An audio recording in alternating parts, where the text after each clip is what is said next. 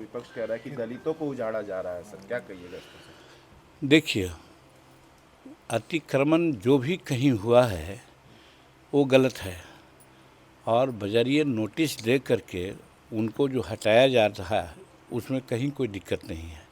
हाँ, एक बात है, सुप्रीम कोर्ट ने भी कहा है कि जब तक पुनर्वासित आप न कर दीजिए, वैकल्पिक जो उनका इंतज़ाम नहीं कीजिए, तब तक उनको नहीं हटाइए। गृह मंत्री सम्राट चौधरी के खिलाफ खड़े हो गए केंद्रीय मंत्री जीतन राम मांझी। आखिर क्यों, हम आपको बताते हैं, लेकिन उससे पहले नमस्कार, न्यूज़ 4 नेशन देख रहे हैं आप और मैं हूं सानिया आपके साथ।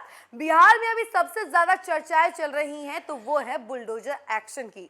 बुलडोजर एक्शन के बारे में तो आप जानते ही होंगे, यूपी की तर्ज पर अब बिहार में भी बुलडोजर चल रहा है, अतिक्रमण हटाओ अभियान चल रहा है, जिसके खिलाफ में विपक्ष तो हमेशा से बोलती आ ही रही है, लेकिन अब सरकार के ही लोग इसके विपक्ष में खड़े हो गए। देखिए, इसको लेकर केंद्रीय मंत्री जीतन राम मांझी खड़े हो गए और कहीं ना कहीं वो सम्राट चौधरी के भी खिलाफ हो गए हैं, इस बुलडोजर एक्शन के खिलाफ होते होते। और देखिए, उसको लेकर जो है वो बयान दे रहे हैं कि अब दलितों पर बुलडोजर नहीं सहा जाएगा, और ये सारी बातें जो है जीतन राम मांझी के द्वारा कही गई हैं। तो देखिए, पहले विपक्ष थी उसके अपोज में, लेकिन अब सरकार के ही लोग सम्राट चौधरी के इस बुलडोजर एक्शन के खिलाफ खड़े हो गए हैं। क्या कुछ कह रहे हैं जीतन राम मांझी के तमाम बयानों के साथ हम आपको छोड़े जाते हैं। तौर पर विपक्ष कह रहा है कि दलितों को उजाड़ा जा रहा है सर, क्या कहिएगा इस पर?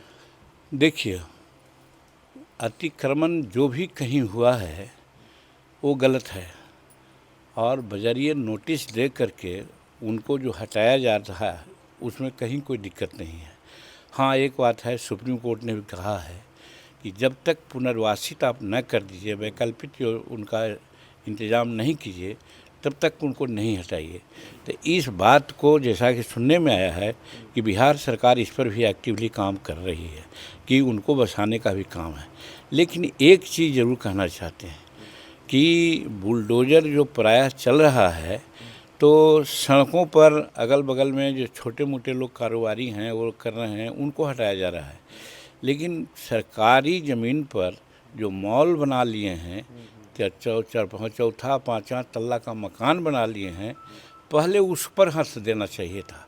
वो अगर होता तो ये वाला अपने आप ये लोग निकल जाते, तब फिर किसी विरोधी को कहने के लिए कुछ नहीं होता। मेरा ये सुझाव है सरकार से। अच्छा, बिहार विधानसभा का सेशन चला सर, पर नेता प्रतिपक्ष 2 दिन के बाद बाकी 3 दिन जो है गायब रहे, नहीं आए सदन में, क्या कहिएगा? देखिए, नेता प्रतिपक्ष हम समझते हैं कि गैर जिम्मेदार आदमी हैं और राजनीति तो करते हैं, लेकिन गैर जिम्मेदाराना बात प्रायः बोलते रहते हैं, जिसका कोई ये नहीं है। बात तो सही है कि अगर कहीं जाना था, हमको पता नहीं, किसी ने कहा कि शायद विदेश चले गए हैं, तो हमको ना पता है कि विदेश, लेकिन अगर विदेश गए हैं तो छोटा सेशन था, सेशन का महत्व को उनको समझना चाहिए था और अपनी उपस्थिति अगर दर्ज करते तो ज़्यादा अच्छा होता।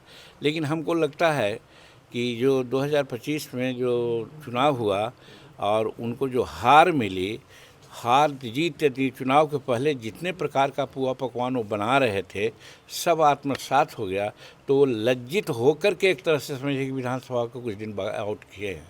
तो इतना भी हुए हैं, आगे से कम संभलें और ये सोचें कि आगे ही नहीं, 18 तारीख को कैबिनेट बना रहे थे, कौन मंत्री बनेंगे वो भी बन रहे थे, कौन कौन कलेक्टर पोस्टिंग होंगे वो भी कर रहे थे, सब कुछ कर रहे थे।